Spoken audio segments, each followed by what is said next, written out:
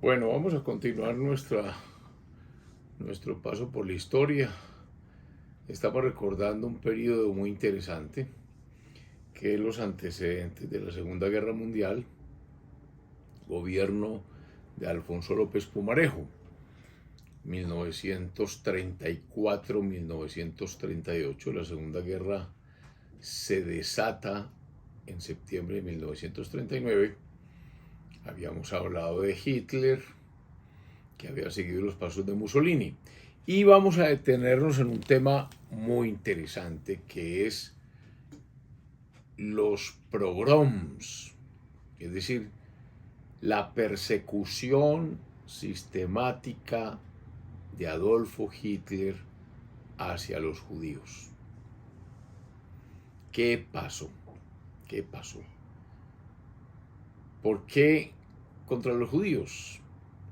Pues hay que considerar la problemática judía, que creo que en este momento vale la pena hacer un buen repaso de ello, porque los judíos están esparcidos en toda Europa, en los Estados Unidos de América, en muchas partes de América Latina. ¿Con ocasión de qué? De su diáspora, de su desplazamiento forzado. Desplazamiento forzado de los judíos. Pues los judíos han sido un pueblo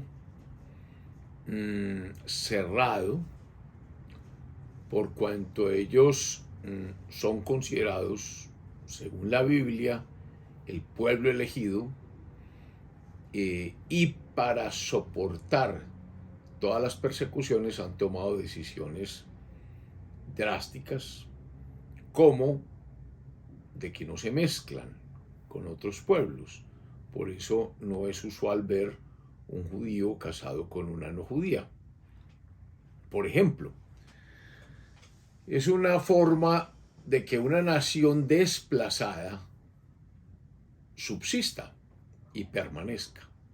¿Quién desplazó a los judíos a Alemania? Y yo no diría solamente a Alemania, a Rusia, a Checoslovaquia, a Yugoslavia, a Francia. Pues ha habido varias persecuciones. Hagamos un breve repaso de este pueblo judío y sus desplazamientos. El desplazamiento, ¿por qué llegan a Alemania? Tiene que ver, hagamos un repaso desde el inicio para entender esto rápido. La Biblia dice que Abraham es el padre de, de tres religiones monoteístas: el judaísmo, el cristianismo y el islamismo. Abraham es de Ur de Caldea, en la Mesopotamia. Allá tiene sus ganados, tiene sus tierras, y según la Biblia es llamado por Dios a fundar un pueblo en otra parte. Y Abraham atiende ese llamado y comienza un desplazamiento por lo que llamamos la media luna fértil. Abraham es de Ur de Caldea. Ur queda digamos que en el sur de lo que llamamos la Mesopotamia, entre el río Tigris y el Éufrates. Y el desplazamiento lo inicia hacia el norte, siguiendo los ríos. Luego sube a lo que es Siria o Asiria, y luego se baja por el Medio Oriente. Ese Medio Oriente en el que está lo que llamamos hoy Siria, Jordania, Líbano. Líbano tiene unas ciudades muy antiguas, por ejemplo Beirut, se llamaba antes Berito, por ejemplo Tiro, por ejemplo Biblos, de donde viene la palabra Biblia, Tiro, de donde vienen los tirios, tirios que fundaron, que antes eran los fenicios. Entonces miren la antigüedad de ese pueblo. Los fenicios fueron los que, descendientes de fenicios surcaron el Mediterráneo, sobre todo toda la costa africana. Dido, una descendiente de fenicios, funda Cartago en el año 750 a.C., lo que es hoy Túnez. Allá funda Cartago, y se funda un gran imperio moderno en Occidente. Imperios han habido en Oriente, como los persas, pero en Occidente, digamos que un primer imperio en Occidente son los cartagineses, que no solamente se quedan en el norte de África, no son solamente africanos, sino que llegan a España, fundan Cádiz, fundan Barcelona, toman toda España, hasta el río Ebro, era como el límite. Ellos se encuentran con otra civilización que crece al mismo tiempo que ellos, que es la romana. Tienen casi la misma fundación. Roma es fundada en el 754 a.C. y también crece en la península itálica. Esos pueblos romanos fueron fundados, dice la leyenda, dice Virgilio en la Eneida, de la historia de Eneas, que perdida la guerra de Troya, los troyanos deciden que Eneas con algunos de sus hombres se embarquen para que no perezca la raza. Y en esa peregrinación llegan a Cartago, tuvo una relación con la reina Dido, luego recordando su promesa de fundar un pueblo la abandona, y sus descendientes Rómulo y Remo fundan lo que es hoy Roma, más o menos en las mismas épocas, tal vez Cartago un poco antes que los romanos, pero por ese abandono pues obviamente no se van a entender muy bien, y eso da lugar a las guerras púnicas, 3 guerras púnicas que son como las primeras guerras mundiales. Regresemos a los judíos, porque estamos haciendo una remembranza de estos pueblos del Medio Oriente, como el Líbano, como que son fenicios. Abraham sigue abajo, se va hasta Egipto, cruza el Sinaí por primera vez, y se regresa, y en Hebrón, que es hoy Israel, compra tierras. Entonces, eso es un tema importante. Hubo una compra de tierras de este hombre de origen mesopotámico, babilónico.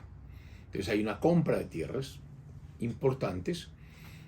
Allí Abraham se casa, pues, o tiene su compañera, que es Sara. No tienen hijos, entonces Sara le permite tener un hijo con una esclava que ella tenía egipcia, que se llama Agar. De ese matrimonio nace Ismael, o de esa unión nace Ismael, y luego Sara queda encinta, y de esa unión con Sara nace Isaac. Cuando Isaac nace, pues Agar tiene que irse, Agar se va, y el ángel Gabriel los protege y le dice a Ismael que él va a ser, o a Sara, perdón, a Agar, que ella va a ser, o su hijo Ismael va a ser padre de una gran civilización. Y esos son los ismaelitas, los árabes, el pueblo árabe. Entonces, obviamente no se van a entender bien más adelante los descendientes de Isaac, a quienes llamamos hebreos, con los descendientes de Ismael, a los que llamamos árabes, aunque vienen del mismo tronco. O sea, en el fondo todos venimos del mismo tronco, pero en la medida en que nos vamos ubicando en diferentes sitios, vamos tomando unas características, unas costumbres diferentes, que nos hacen diferenciar. Siempre se ha dicho que el paraíso estuvo allá entre los ríos Éufrates y Tigris, y parece que las grandes civilizaciones vienen de allá. Por ejemplo, Hammurabi, allá está. La ley del talión y todas estas cosas. Bueno, lo cierto es que de Isaac, que es el que queda, pues vienen Esaú y Jacob, y luego Jacob, que se vuelve el jefe por el negocio que hace de la primogenitura. Al venderla por un plato de lentejas, pues tiene 12 hijos. Y ahí viene la expansión de los hebreos, porque son 12, cada hijo forma una tribu, es decir, casi que podríamos decir una nación, muchas naciones, 12 tribus, 12 hijos. Entonces, recordemos que el menor es Benjamín, por eso al último de la familia le dicen el Benjamín, pero está la tribu de Rubén, está la tribu de Judá, en fin, hay un poco, está José. Y recordemos que la Biblia dice que José fue vendido por los hermanos y entonces los mercaderes se lo llevan para Egipto y allá se vuelve un personaje importante, primer ministro del faraón, y en una hambruna que hay allá en ese Medio Oriente, donde está ya Israel, pues van a Egipto y José los recibe y allá se quedan muchos años, tal vez 500 años. Estamos hablando de que Abraham es un personaje más o menos del año 2000 antes de Cristo o 2500 antes de Cristo. Como se quedan en Egipto, pasan muchos años, tal vez 500 años, y entonces esa, digamos que protección se convirtió después en esclavitud, y entonces aparece Moisés, y Moisés lo saca de Egipto, cruza nuevamente el Mar Rojo, el desierto del Sinaí, recibe las tablas de la ley y le entrega la dirección del pueblo a su hermano, a Aarón, porque como dudó, entonces recordemos la reprimenda o el castigo de Yahvé, donde le dijo que él no iba a tocar nuevamente la tierra prometida que era más o menos la tierra que ya había comprado a Abraham. Yo creo que Moisés es un hombre que se puede ubicar por allá en el año 1600 antes de Cristo, haciendo varias conjeturas. Y nuevamente allí vienen, si seguimos la Biblia, otras historias, porque viene el gobierno de primero los jueces, después de Aarón, viene por allá Josué, y hay enfrentamientos, porque unos llegan, otros, hay unos enfrentamientos.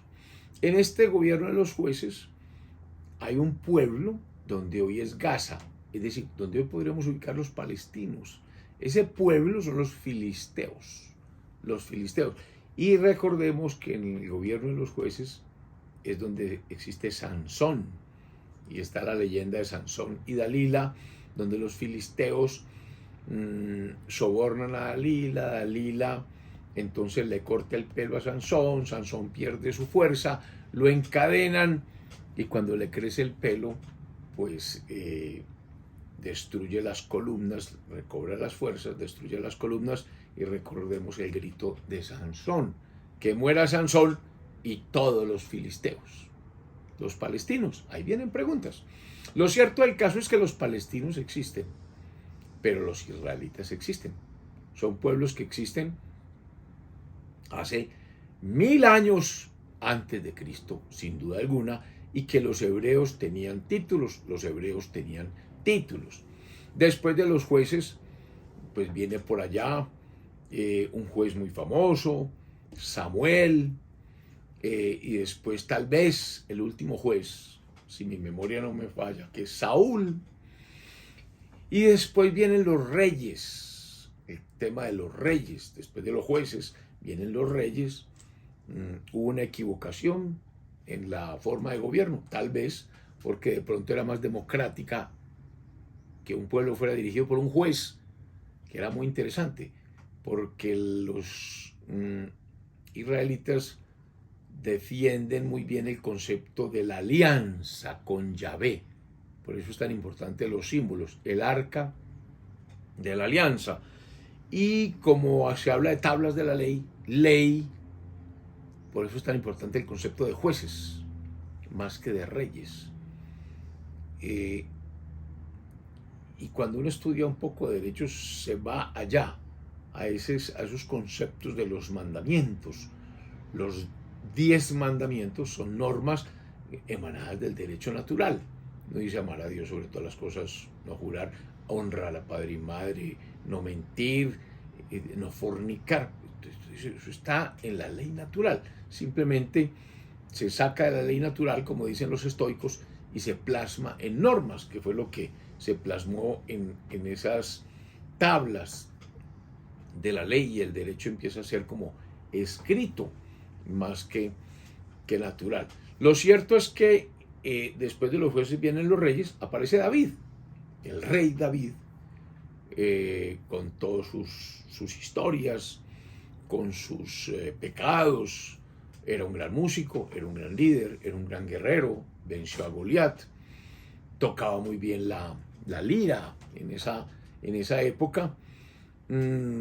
Recordemos que se enamoró de Betsabé, pero con un problema. Betsabé era casada con Urías, y entonces para deshacerse de Urías y poder estar con Betsabé, lo manda al frente de sus ejércitos, y entonces muere Urías, y entonces viene su unión con Betsabé. Creo que de esa unión viene Salomón, el rey Salomón, el rey sabio, la sabiduría de este rey que tuvo comunicaciones internacionales muy importantes. Saba es donde hoy es Yemen, en la punta de la península arábiga. Los árabes ya, o sea, los descendientes de Ismael han llegado a Saba, y entonces hay unas aventuras entre Salomón, rey de los judíos, y la reina de Saba, hoy Yemen.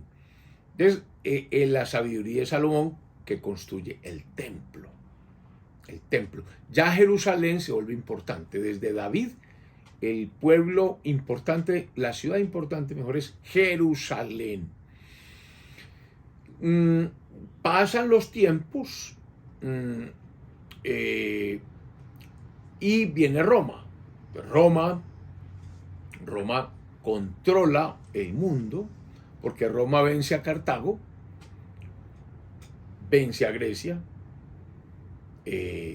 controla Medio Oriente, y al controlar Medio Oriente controla a los judíos, y vienen las guerras judeo-romanas, pero ya estamos casi que en la época de Cristo. Unas antes de Cristo, 150 años antes de Cristo, aparecen los macabeos, la leyenda de los macabeos, buscando la defensa del pueblo judío frente a los romanos. Leyendas como la fortaleza de Masada, en la cual ellos se apertrechan, y cuando ven que definitivamente van a morir, pues prefieren matar a sus hijos, matar a sus mujeres y degollarse ellos mismos para no caer en poder de los romanos. Esa es la leyenda de los macabeos, leyenda, historia, verdad, en fin, eso está en la Biblia.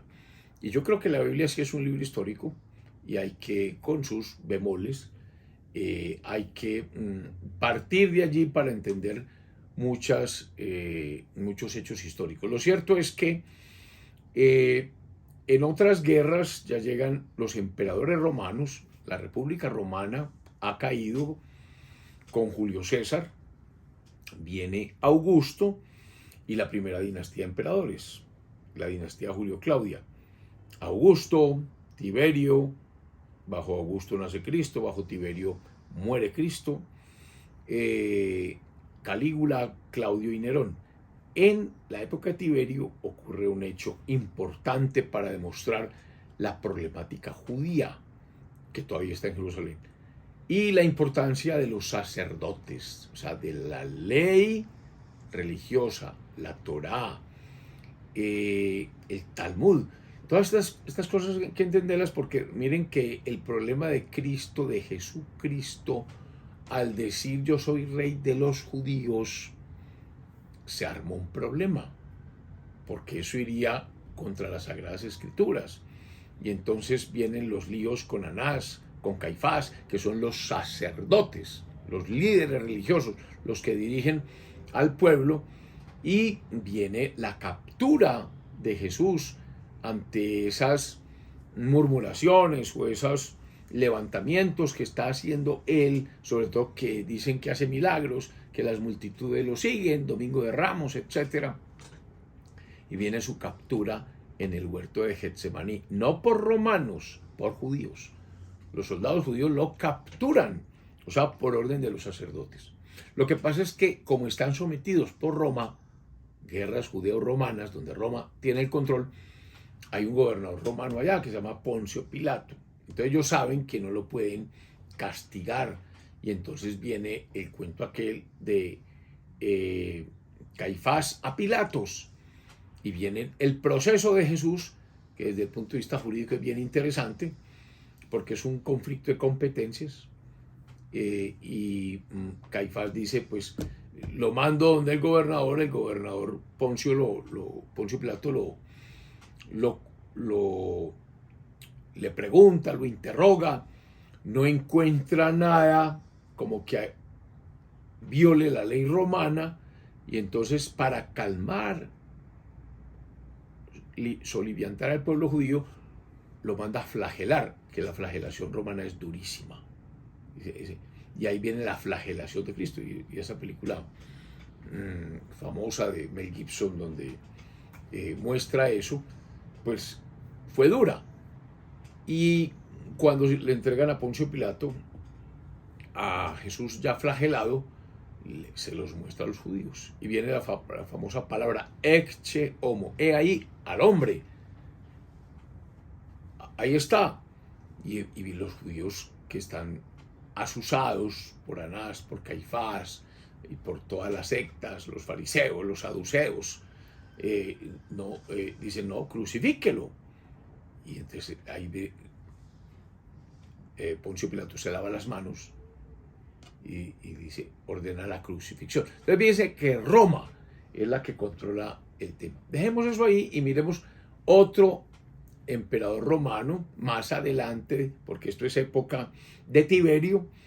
En la segunda dinastía, después de los Julio Claudios, vienen los Flavios. En la dinastía Flavia, que es Vespasiano, Tito y Domiciano, u otra orden de atacar a los judíos, porque habían levantamientos. O sea, los judíos son un pueblo, primero, muy unido, y que no aceptan ese sojuzgamiento de Roma. Entonces Vespasiano le ordena a su hijo Tito sitiar a Jerusalén, y viene la destrucción de Jerusalén por Tito, hijo de Vespasiano. Los judíos son derrotados, se toma el templo. Por ahí dicen algunos historiadores, por ejemplo, que ahí estuvo todavía San Juan, el apóstol, porque era muy joven cuando la crucifixión, ya está mayor, está con la Virgen María, y de ahí es donde decide llevársela a Éfeso, hoy Turquía, a raíz de esta guerra judeo-romana. Pero se van los Flavios y vienen los Antoninos, otra dinastía, tercera dinastía de emperadores. Entonces ahí está Nerva, Trajano, Adriano, Antonino Pío y Marco Aurelio. Pues en el gobierno o bajo el imperio de Adriano viene, o sea, ya están hartos de la problemática judía, y manda y sí destruir y acabar con todo.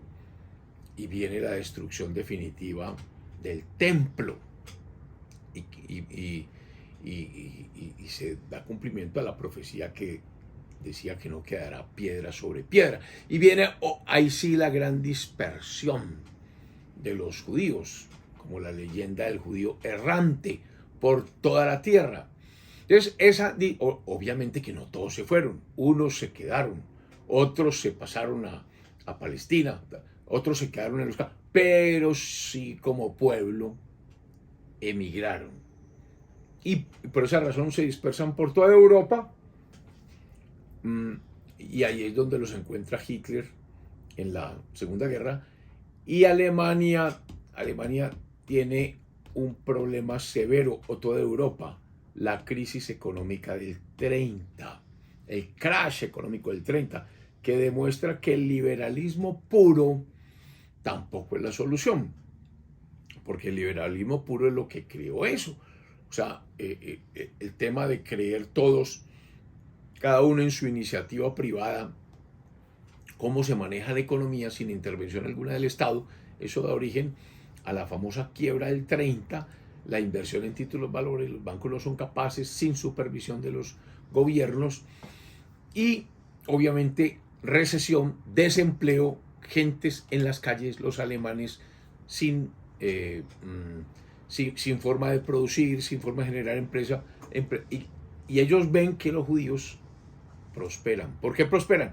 Porque los judíos, para sobrevivir, se ayudan entre ellos. Si tienen un puesto, le dan un puesto a un judío. Es como los santuarianos, los granadinos, que si ven uno de ellos que le pide ayuda, pues prefieren ayudarle a ellos en vez de ayudarle a alguien que viene del Cauca. Eso es lo que hacen los judíos, y Hitler empieza a señalarlos a ellos como parte de los responsables de la crisis alemana, que no lo son, pero como tienen hermanos judíos en todas partes del mundo, entonces también Hitler empieza a decir, es que los judíos son amigos de los franceses y son amigos de los ingleses. Lo que pasa es que no es que sean amigos de los franceses y los ingleses, lo que pasa es que ellos tienen que sobrevivir en todos los territorios, entonces no van a pelear con los estados. Lo que hace Hitler es señalarlos, y viene el ataque despiadado a los judíos que se convierte en el holocausto, y consecuencia de ese holocausto se vio la necesidad definitiva de crear un Estado judío que protegiera a un pueblo que no tuvo quien lo protegiera, porque no había Estado, porque había sido el Estado de Israel, fue acabado desde la dominación romana. Y entonces, ¿dónde ubicamos ese Estado? Pues obviamente donde tenían tierras, donde eran fuertes. ¿Dónde?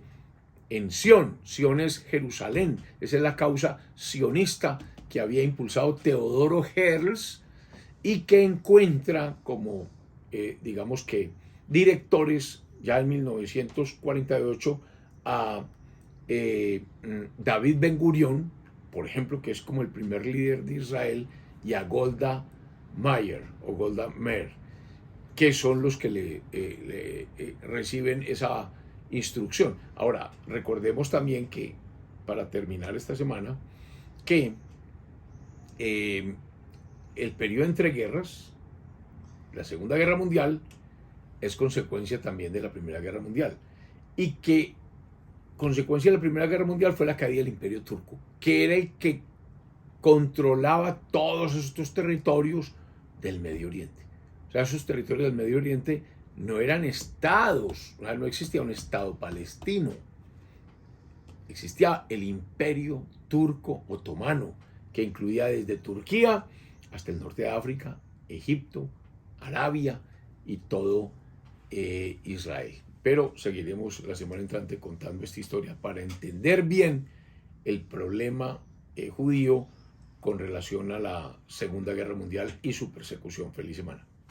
Si te gusta este capítulo, darle like y suscríbete.